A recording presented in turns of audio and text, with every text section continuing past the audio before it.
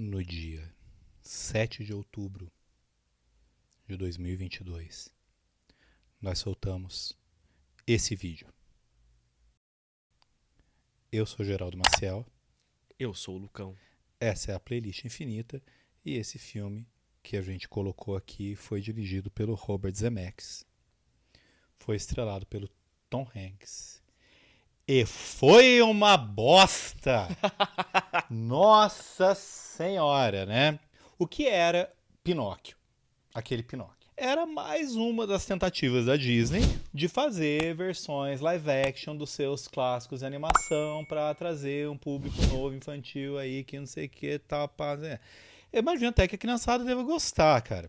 E ó, quando esse canal ainda não era um canal, era apenas um podcast, a gente foi obrigado a falar do Pinóquio do Matteo Garrone, que foi estrelado pelo Roberto Benigni, que concorreu ao Oscar em 2021 por maquiagem e cabelo e por figurino. E, cara, na boa também é um filme que eu achei chato. Eu acho que o grande pecado desses dois filmes, maior do que qualquer coisa, é que eles são chatos. Uhum. E fora isso, cara, o figurino e a maquiagem do Pinóquio lá, que é a maquiagem por causa do Pinóquio mesmo, né? Que pegaram um moleque lá e pintaram ele. Fora isso, não se aproveita nada, cara. Agora, fim de 2022, veio uma tentativa muito promissora, que é uma versão stop motion e mais sombria das histórias do Carlo Collodi, que é o criador do Pinóquio, que saiu agora, nessa versão, saiu da cabeça do maior criador de monstros da atualidade, que é Guillermo del Toro, que aqui divide a direção com o Mark Gustafson e divide o roteiro com o Patrick McHale.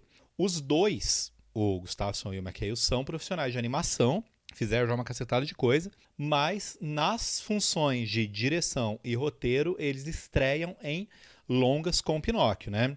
Esse filme demorou mais de 2 anos para ficar pronto, porque é um trabalho de animação desgraçado. Se você gostou do filme e você gosta de saber curiosidades sobre os bastidores, tem um documentário na Netflix mesmo sobre como o Del Toro, os animadores, a equipe toda fez os bonecos lá. Cara, é muito louco mesmo. Mas, para além dos 2 anos e cacetada, quase 3, de produção do filme, faz uns 15, mais ou menos, que o Del Toro fala que quer fazer Pinóquio. E ele chamou um elenco de voz aqui que, olha, dá pra prestar atenção nos caras. Eu não vou falar quem que é quem aqui, porque não interessa tanto, mas vou falar os atores aqui, ó. Os principais são o Ewan McGregor, nosso queridíssimo Obi-Wan Kenobi, que fez o Sebastião o Grilo, que achei a tradução mais genial da história da humanidade, e o David Bradley, que fez o Gepeto. Fora isso, tem o Ron Perlman, que é o Hellboy, né, o parceiro de longa data do Del Toro. Tem o John Turturro. Tem a Cate Blanchett. Sobre a Cate Blanchett eu tenho que fazer um comentário. Que a Cate Blanchett, ela fez o macaco. E o que o macaco faz? É voz de macaco, na verdade. Eu acho que quando o macaco tá como titereiro lá, que ele tá com 2 bonecos, acho que é ela que faz as vozes do boneco também. Mas é muito pouco. Na maioria das vezes o macaco tá gritando com voz de macaco. E caralho, a Cate Blanchett é amiga do Del Toro mesmo, né? Fora isso tem o Christopher Waltz, tem o Finn Wolfhard e tem a Tilda Swinton. Cara, um elenco muito pesado, velho. Muito pesado, né? Se eu não esqueci de nenhum aqui, viu? Porque ainda tem mais gente. Tem um moleque que faz o Pinóquio, que, tipo, é uma criança, então dane-se o nome dele. E, cara, com uns 3 minutos de filme, mais ou menos, já dá pra gente entender que a promessa do Del Toro de fazer um Pinóquio agora, assim, relevante, vai se cumprir, cara. Porque a gente percebe, com pouquíssimo tempo de projeção, que ele tem, que esse Pinóquio tem, que o Del Toro tem o que faltou pro Zemeckis, pro filme dele, pra toda a equipe do filme dele, que é alma. Esse filme tem alma. Esse filme você pensa, mano, o povo tá mesmo fazendo bagulho ali com o coração, querendo fazer o bagulho, e a Disney fez o negócio só pra ganhar mais dinheiro com esses live action desgraçados que ela faz, que tá tudo ruim. Para com essa porra aí, meu irmão! Mas pra ganhar o coração do espectador, o que ele faz? Ele não vai direto lá, Gepeto fazendo Pinóquio. Ele tem todo um preâmbulo contando a história do Gepeto com o filho dele, Carlo, que morreu. Porque a história é essa, né? Ele faz o boneco e tal, e o boneco substitui ali o filho dele que morreu. E mostra a morte do menino. E essa morte aconteceu em um bombardeio na cidade em que eles moravam, que nem era alvo dos bombardeiros ali. Eles só estavam esvaziando a carga. Isso já mostra uma diferença sensível entre a obra do Del Toro e a obra do Collodi, porque o Collodi escreveu a obra no fim do século XIX e ele vai situar a obra durante ali a Segunda Guerra Mundial, né? Então, isso aí já muda e ele vai retratar declaradamente ali a Itália fascista naquele período. Outra coisa que é uma ótima sacada nessa história desenvolvida pelo Guilherme Del Toro é que, em comparação às versões da Disney, tem coisas aqui diferentes. Por exemplo, a Ilha dos Prazeres não existe. O que existe é uma instalação militar em que as crianças vão para treinar para virar soldado. E isso serve como uma crítica também, porque na Ilha dos Prazeres as crianças viram burros. E aqui eles viram soldados, ou seja, o Guilherme Del Toro está falando assim que os soldados seriam burros da mesma forma. A crítica fica, mas de uma forma muito mais agressiva, muito mais pungente. Voltando um pouquinho pro começo do filme, começo mais ou menos, né? Quando aparece o Pinóquio. Esse Pinóquio aqui é muito mais encapetado do que o Pinóquio que vocês conhecem. Só que ainda é menos encapetado do que o do Carlo Collodi, porque, bom, outra época, né? O que o Pinóquio faz na versão original ali nem conta. O original funcionava muito mais como uma fábula, no sentido de ter uma moral, né, de ensinar alguma coisa ali. E, cara, na boa, a hora que o Pinóquio nasce ali, porra, é difícil simpatizar com o moleque. Mas a ideia é justamente como que uma criança daquela, que apronta, que é toda livre, que não sei o quê, pode existir num país que é governado pelo fascismo, né? Que tá ali o tempo todo. O diretor não se furta de mostrar o Benito Mussolini, que é ridicularizado, já quando ele aparece, porque ele é mostrado de uma maneira caricatural, de forma semelhante ao que o Lima Barreto, escritor brasileiro, fez quando ele retratou até esqueci o nome do desgraçado aqui. Quando ele retratou o Floriano Peixoto na obra Triste Fim de Policarpo Quaresma.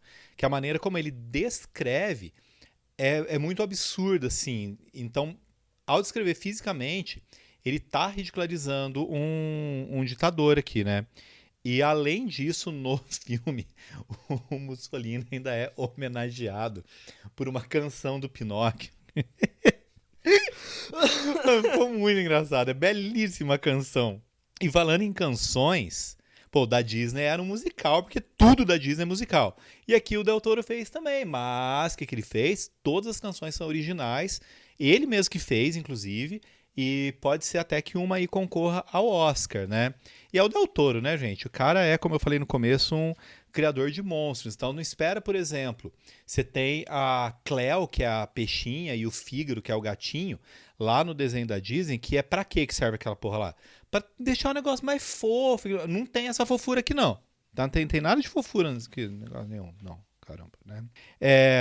Mas enfim, voltando ao filme, apesar do boneco, do Pinóquio, ser um capeta, não deixa de ser doído, sabe? Quando o Gepeto dá uma bronca muito pesada nele, depois que ele aprontou um monte, e fala pra ele, você é um fardo. Cara... Isso é violento, né? O problema é que ele é um fardo, né? Aquela coisa pesada a se carregar, mas a palavra também pesa, né?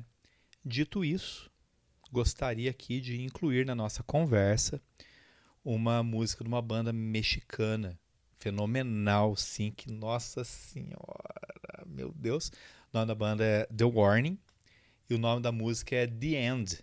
Entre parênteses, Stars Always Seems to Fade.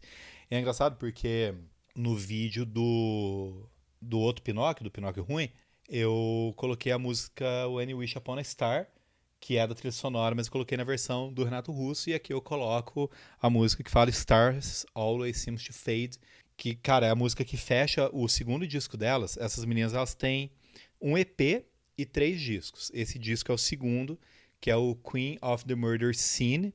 Em determinado trecho, a Paulina, né, que canta essa música, Paulina Villarreal, ela fala assim: And all the things I've said, don't go away, they stay with me. Quer dizer, todas as coisas que eu disse não vão embora, elas continuam comigo e continuam com o Gepeto também, com aquela ajudinha ali do Sebastião o Grilo. Ele lembra o que ele disse, ele vai atrás do Pinóquio quando o Pinóquio está prestes a fazer um show para quem? Para o Mussolini, né? Depois disso, gente, tem muito da história que a gente conhece já, porque é Pinóquio, né? Não é criação da Disney, todo mundo já viu isso, mas com o toque do Guillermo del Toro, porque, cara, ele consegue sempre manter as coisas do jeito dele, você assiste e fala, é ele, né? E sempre nos emociona, ele trata de temas como a morte, e ele dá uma pegada mais existencial em alguns momentos ali, para além da política, que não é o único tema dele no filme. Uma das reflexões do filme é sobre o sentimento de pertencimento, sobre você pertencer a algum lugar. Como é que é? Pertencer. Sobre o Vou começar tudo de novo, vai tomar no cu. Pertencer. Que jeito isso, velho. Uma das reflexões existenciais do filme é sobre o sentimento de pertencer a algum lugar. O Pinóquio, ele se sente como um ser humano, mesmo sendo um boneco de madeira. E o lugar dele é ao lado do Gepeto, em que ele pode sentir algo verdadeiro, como se ele fosse mesmo um ser humano. E como o refrão da música Somewhere I Belong, que é do disco Meteora de 2003 do Linkin Park, o Chester Bennington ele canta sobre isso, sobre esse sentimento dele querer curar, sobre ele querer sentir algo verdadeiro no lugar em que ele pertence, que é o que o Pinóquio tá buscando quando ele tenta voltar pro Gepeto. Bom, fechando aqui o nosso raciocínio. Quer dizer, o raciocínio tá fechado já. A pergunta é, será que ganha o Oscar? Olha, eu acho que assim, Netflix tem grana pra investir nessa animação, então tem chances. Então, ó, o que acontece é que esse ano a Pixar e a Disney, que não são a mesma coisa, tá? Embora a Pixar pertença à Disney, elas não são a mesma coisa. Elas estão vindo fracas, né? A animação mais relevante da Pixar é Red, que, sinceramente, não deu muito ibope aí. A Disney veio agora, no fim do ano, com Um Mundo Estranho, que eu não assisti ainda, mas também não estão falando muito sobre o filme. Então, nesse sentido, Pinóquio tem grandes chances. A Netflix já bateu na trave com animações aí. Mas aquela coisa, né, cara? A Pixar é sempre surpresa. Vídeo prêmio ali pra Toy Story 4 que a galera não esperava. Fora isso, a gente não tem ainda os indicados, né? Mas tem algumas animações que estão sendo comentadas. O Marcel the Shell with Shoes On, que é da A24, está sendo muito elogiado. E ainda tem a surpresa aí que chama Inu-Oh, que é uma animação japonesa. Mas parece que pode ser o ano da Netflix nas animações finalmente aí. Grande abraço. Um beijo e até o próximo filme.